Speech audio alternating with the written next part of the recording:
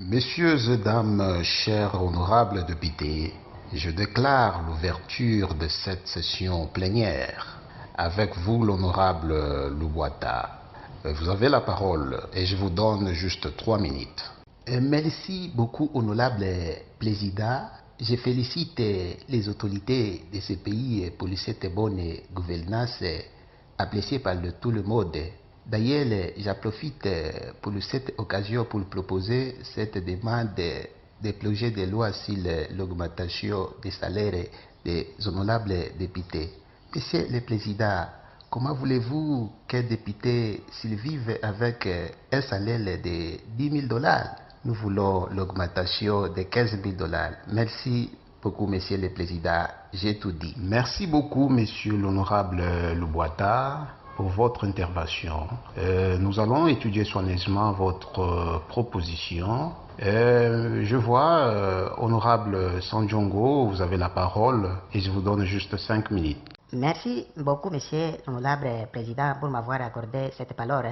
En tout cas, je voulais un peu rectifier quelque chose. Moi, je ne suis pas un simple honorable comme vous êtes en train de l'insinuer. Je suis le président fédéral et un député international et président fédéral international de la membre de la dislocation d'une unité conjointe intermédiaire de la valorisation politico-administrative des partis bipartites sensoriels électoraux. Et je suis également...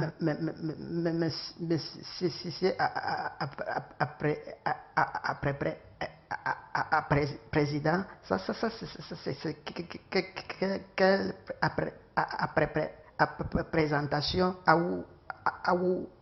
Tais-toi, honorable Ngulungu. Tu deviens un chien. C'est quoi ces noms bizarres, Ngulungu, hein? Si tu ne parviens pas à distinguer les minutes qu'on nous a attribuées dans cette séance de plénière, donc tu n'as rien à faire ici? Va dans la porcherie comme l'indique votre nom. Hein? Non, honorable Sanjongo, je ne vous autorise pas à insulter votre collègue, bien qu'il n'a pas demandé la parole, mais il ne mérite pas d'être traité ainsi. Si, monsieur le président, il mérite d'être traité ainsi. D'abord, pour commencer, il a zappé votre autorité. Il n'a pas demandé la parole, il commence à parler dans mes minutes, hein, monsieur le président. Bien qu'il a zappé mon autorité, honorable Sanjongo, je vous rappelle que nous sommes en train de passer en direct sur notre chaîne nationale. Vous n'êtes pas permis de dire n'importe quoi, monsieur l'honorable. S'il vous plaît, c'est quelque chose qui n'est pas normal. Non, monsieur le président, vous insinuez quelque chose qui risque vraiment de m'énerver en tout cas.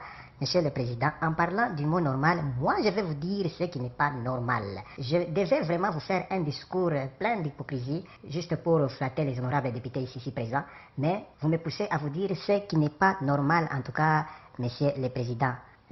Combien parmi vous aimeriez vivre avec moins d'1 $, je dis bien moins d'1 $, pour ceux qui ont 3 boulots et malgré ça ont toujours du mal à boucler la fin du mois? Je veux vous entendre dire dans toute la salle, c'est pas normal.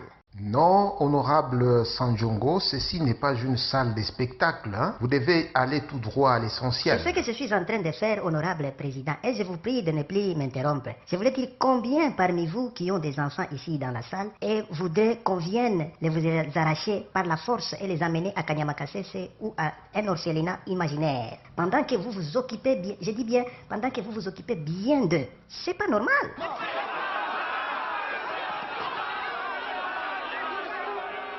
Combien parmi vous, je parle bien des députés ici présents dans la salle, aimeriez être à la place de la population à qui vous avez promis d'améliorer leurs conditions de vie pendant vos campagnes, quand vous le faisiez. Mais une fois que vous êtes élus, vous les abandonnez à leur triste sort.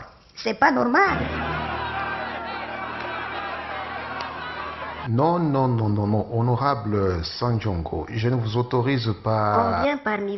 Combien parmi vous aimeriez être à la place des crézères qui entrent dans les calolos pour sortir avec quelques sacs de moussov, avec l'espoir d'avoir quelque chose pour nourrir leur famille? Mais l'arrivée aux maisons des Chinois, ils rencontrent un problème d'LMB et la balance, et ne sachant pas combien de risques que ce dernier a subi dans le puits. C'est pas normal.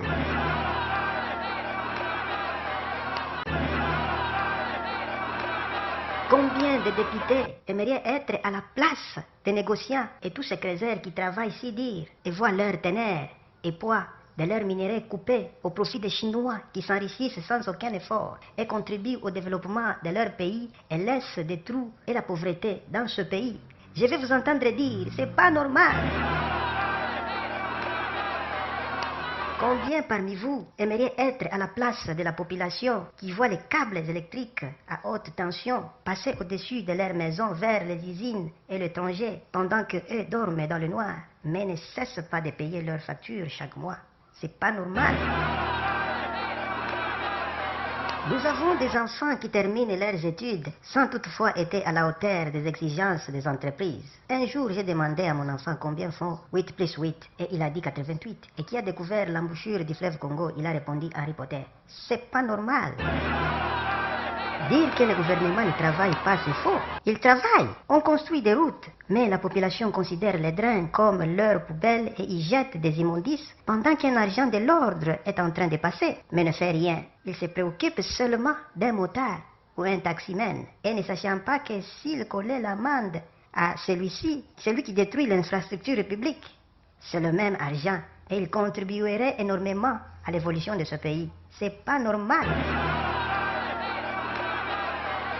Aimeriez-vous vous mettre à la place de la population qui cherche à passer le message de détresse aux autorités, mais ces dernières leur privent la parole parce que le temps qu'on leur accordait est dépassé? C'est pas normal! C'est pas normal! Mettez-vous à la place de la population victime de viols, vols et banditisme. Et que dire de l'insécurité sans cause et injuste à l'est de notre pays, la RDC, pendant qu'on connaît les fautifs? C'est pas normal! Un homme préfère quitter son pays, là où il dort dans un bon lit, et se rendre en Europe pour aller habiter dans un petit ghetto ou studio, voulais-je dire, et se vante que dans un poteau. Et je me demande pourquoi il laisse vivre dans une maison et aller monter sur un poteau pour dormir. C'est pas normal. Une population victime d'injustice, de viols, d'enlèvement. Quelqu'un complote de telle ou telle personne, soi-disant qu'il a volé sa moto, et se rend avec lui et ce dossier au parquet, parce que son cousin est magistrat, avec conscience qu'il lui reproche de ses mensonges, parce que son frère est là. C'est pas normal.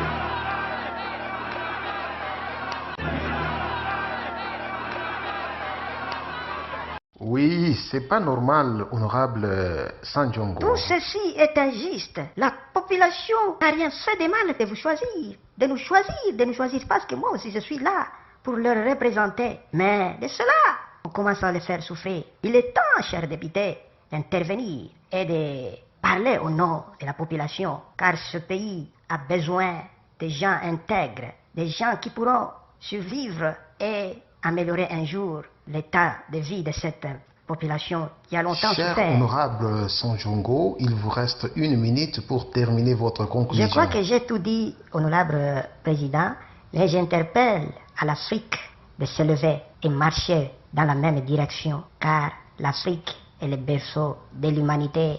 L'Afrique est le berceau de l'humanité qui pourra épater tout le monde entier. Et je demande aux jeunes Africains de ne plus se laisser faire et d'exploiter leurs talents et ne plus se faire distraire avec tous ces hommes politiques mal intentionnés, avec tous ces gens qui veulent seulement leur mort.